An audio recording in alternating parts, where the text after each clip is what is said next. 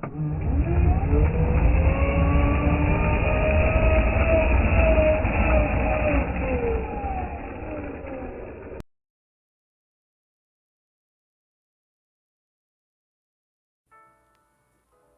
I have an unboxing video of the LaTrax Teton. This is a truck that's been on the channel before, so if you guys want to see some other videos about it, I will link those in the end of this video. But when I had it before, there were definitely things that I really liked about it, but also things that I didn't really like about it. And I wanted to take another look at this truck from kind of a different perspective, to see if my impressions and if my opinions about this truck would change any. So without further ado, let's take a look around the box and then dig into it. So starting at the front of the box, you can see there's a nice little window here. If you buy these, I think directly online, sometimes I think it's completely covered up with like a blue cardboard thing. You can see like the perforated edges here. But if you buy it in the store like I did, it will have this clear window, so you can get a nice look at the truck and also see which color version you got. And as you can see, I picked up the pink version this time. Before I had the gunmetal and like baby blue color scheme version, which I also really like the color scheme of that one. The blue I think was really nice. But this is the one they had at the hobby shop, and also I was in between the blue and the pink one anyway. I think the pink one really pops a lot in person, and I think it looks really nice. You can see the price here is about $150, which is definitely more expensive than it used to be. But that's also the case with a lot of RCs, have gone up by about $20 to $30 in price. So that's something to be kind of expected at this time. You can see some of the features that it has. Here's the blue version, which also looks pretty good. You can also see it says pink on here. Some other features like ball bearings, oil shocks, batteries included, metal drivetrain, 2.4 GHz radio system, general chassis. You can kind of read what this all says here.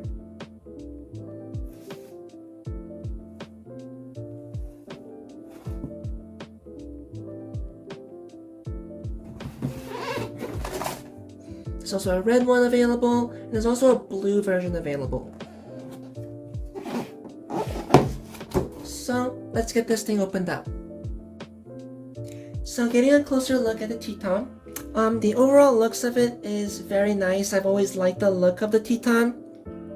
The SUV body look is pretty unique, especially in like big wheeled bashers like this. So I think it's a very unique look and makes it stand out from the crowd pretty well. But as far as the overall class of vehicle that this is, it's not really a monster truck. Some might call it a monster truck, but I don't really think it's a monster truck. It's not really a rally car. It's not really a trail truck or anything. In my opinion, it's more of a kind of an all-terrain, all-purpose basher, which at the end of the day is kind of what RC is for, is just to kind of have fun driving on whatever surfaces you can. So the overall presentation of it I think is pretty cool, and the overall design of it I think is also pretty cool as well. So some things that I did really like about it initially was obviously the body looks very nice, and despite being an SUV body, which makes the rear body post pretty vulnerable, you can see the hole is placed very low. I don't know if you can see, but the hole is placed very low on the body post, so that leaves a lot of meat up here to grind down before you have to replace the body posts. So they've really given that some thought there, so that's nice. The body posts are also adjustable, so if you do end up getting a body that's not an SUV style, you can lower it down, so that makes changing out bodies pretty simple. And then also I really liked how when you put the body on, the bumpers match the look of the body and also do a very good job of protecting the body and the chassis. You can see it goes all the way down to the suspension pins, so it protects the suspension, it protects the body, it protects the front diff housing. So front bumper design is very nice. Same thing with the rear bumper, protects the suspension and the body and everything, and it also matches the body's look very well as well. So that's something I think is pretty cool. The look of the wheels and tires are also very nice. I like those as well. Unfortunately, the tires are not glued out of the box, so you may want to do that so your tires don't fly off while you drive. There are also no foams in these tires. They're also pretty hard compounds, so traction will be a little bit limited, but the aggressive tread and the four-wheel drive will kind of offset it a little bit. So depending on what kind of driving you want to do, you may want to change out the wheels and tires. And speaking of changing out the wheels and tires, that's the nice thing about the LaTrax line of vehicles, is they all do have 12mm hexes, which one will be very durable, and two will make changing wheels and tires very easy. These are approximately like 10 scale touring car size wheels, or like 10 scale buggy size wheels, so that should make finding wheels and tires very easy for this. For if you want to do a certain type of driving, you can switch it out for kind of whatever you want. The other thing I also really liked was the way the suspension was tuned. The suspension, you can see, has plenty of travel, but also has nice droop. And also they're damped very well. So the overall tuning of the suspension, the overall suspension geometry and everything, I think is very nice, and I give the suspension tuning of this an A+ if I were to give it a grade. And that's something I really liked about this truck. And also driving it, it's very noticeable because it drives very smoothly, it doesn't flip over very much, and the overall geometry of this thing is very well designed. Taking the body off, you can see it's also a very low center of gravity design, so that also helps a lot. The battery is pretty simple to find. They're the Traxxas 1/16 scale vehicle battery, so these batteries are pretty easy to find. The RTR battery is also not junk. You can actually give these if I can manage to not drop it, you can give these batteries plenty of run, and they work very well. I'm very happy with them, and I actually kept all the batteries from these vehicles, so I can run multiple packs through these things. Traxxas plug, kind of lame because it's kind of proprietary, but if you're already into Traxxas stuff, then that's not really gonna be a problem. But that's my first kind of thing I wanted to change. Was I'm gonna probably change the plugs, because I mostly run Tamiya and EC3 plugs, so I'll probably be changing the plugs out. Also, before, I had a problem with the durability of the suspension arms. The chassis itself seems to be pretty durable, but the suspension arms in particular are pretty weak. So I will be replacing those with RPM suspension arms when they break, which they will inevitably break. So those are gonna be about $10 a pair. So that brings up the price of this truck to $170. Also, the motor is pretty small on this truck and tends to overheat very easily, so you may need to replace the motor with something else very soon, or just keep replacing the motor with the stock one and just be more careful and let it cool down and everything, especially with the larger kind of monster truck size tires. The motor seems to kind of overheat a little bit more quickly, so that's something you might want to look out for. The servo is also pretty weak. It's a pretty tiny servo. It is the Traxxas 2065A servo. So I don't know if that's a revised version or what, but typically these sub-micro servos from Traxxas tend to be pretty weak and also pretty slow. So I will probably be replacing that with a Savox servo, which will run about $40. Very expensive servo, but it's twice as fast and metal geared, so it's going to be a lot more durable. So with the upgrades that I mentioned, the RPM arms and then the Savox servo, that brings the total price of the car to around $210, which, yes, is over $200 for a mini RC car, like a 1/18 scale RC car, which some people might have an issue with, because a lot of people, when they think mini, they think like it's supposed to be cheap, it's supposed to be basic, entry level, kind of for kids, not really worth throwing money into. But I think mini RCs do deserve the same amount of respect as the 10 scales and 8 scales and 5th scales. They're just as upgradable, and they're just as repairable, and they're just as enjoyable, I think. So if you don't look at it as a budget RC car and look at it more as like a genuine hobby grade RC car that you will have fun modifying, have fun repairing and driving, $210 I don't think is too bad of a price, considering that it's fully RTR, includes a battery, includes a radio, includes batteries for the radio. So I think it's still a pretty decent starting price, especially also with all the inflation happening. $210 I think is a pretty reasonable price for something like this, especially for the amount of performance that this thing will get you. But with that said, there are other mini vehicles on the market at this point. This has been around for a while, but there are some other ones that are available these days, mainly from Horizon Hobby, Traxxas's main competitor. Here we have the Losi Mini T 2.0. This is also a 1/18 scale truck. So you can see here, they're about the same width,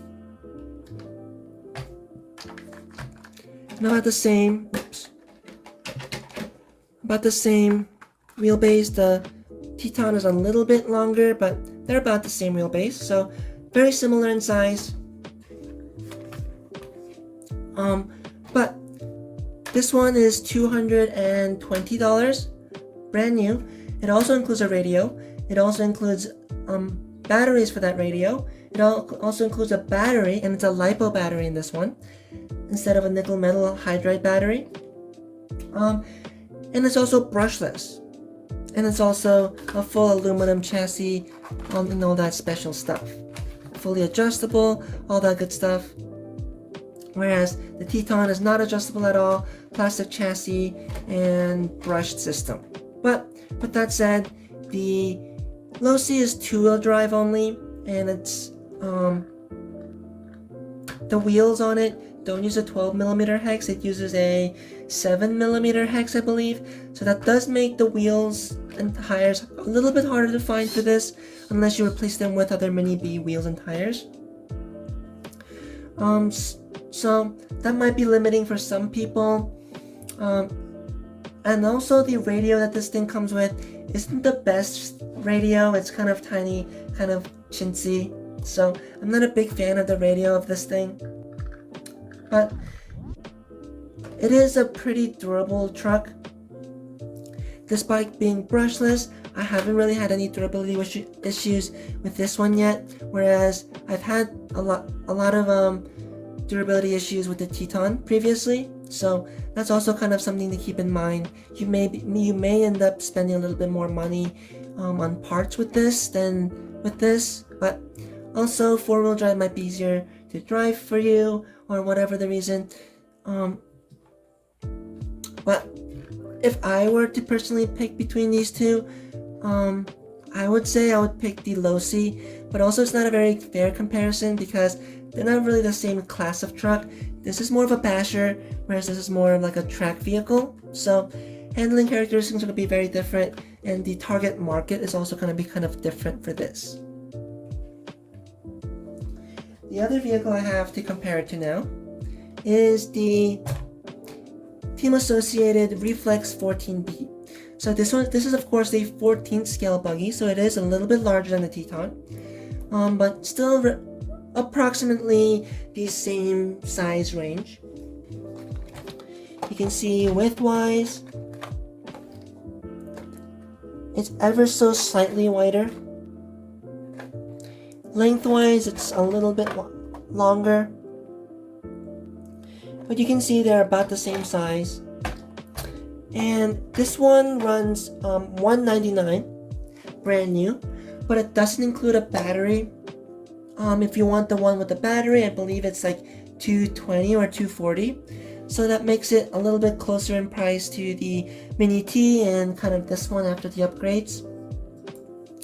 But this one comes with the same very nice tuned shocks. You can see nice droop here, nice suspension travel, suspension damping is also very nice. It's also 4-wheel drive. And this one also has a center diff, which is very racy and very cool. This one also has like various upgrades available for it. It's team associated, so parts support should be pretty good with this as well. And the durability of it has been pretty good for me so far. I've tumbled this one quite a lot. Haven't really had a lot of issues with it. So we'll have to see if the durability on the Teton has improved any or stands up. It may have been a fluke. We don't know, but that's something that's always constantly on your mind. But the thing about the Reflex is the transmission gears are all plastic, whereas the Teton does have all metal transmission gears. And I have heard that the gear train on this buggy is kind of sensitive and kind of fragile. But with that said, from my experience with the Teton, even with the metal gears, I did have issues with the gear train on this. So again, we'll have to kind of see where the durability stands with this. So those are some other cars you have to kind of compare with the Teton.